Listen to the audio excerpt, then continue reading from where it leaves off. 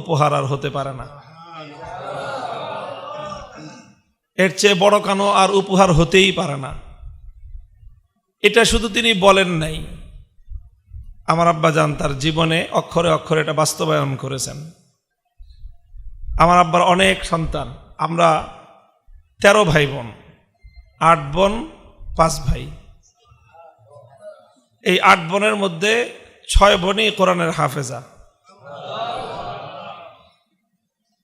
তারপরে এই বোনদের মাধ্যমে আমার আব্বার জীবদ্দশায় আমার বড় বোনের 4 সন্তান সবাই হাফেজ আলেম, মেজ বোনের 8 সন্তান, 6 মেয়ে 2 ছেলে, সবাই হাফেজ আলেম। তারপরের বোনের তারও এরকম 6 মেয়ে 2 ছেলে, 8 জন, সবাই হাফেজ। তারপরের জনের 5 মেয়ে 4 ছেলে, 9 জন, সব হাফেজ। তারপরের বোনের ওনার 3 মেয়ে 2 ছেলে, সব হাফেজ।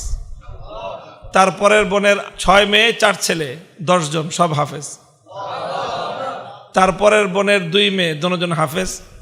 তারপরের বোনের 2 ছেলে 2 মেয়ে 4 জন, সব হাফেজ। এটা হলো প্রথম জেনারেশন।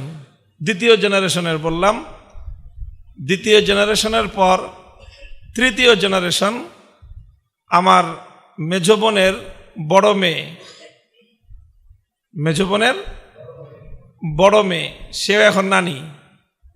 আমার বোনও হায়াতে আছে, বোনের মেয়ে, সে আমার চেয়ে অল্প একটু বড়, সে নানি।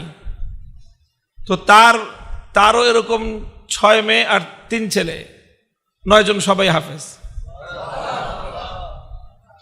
আলহামদুলিল্লাহ।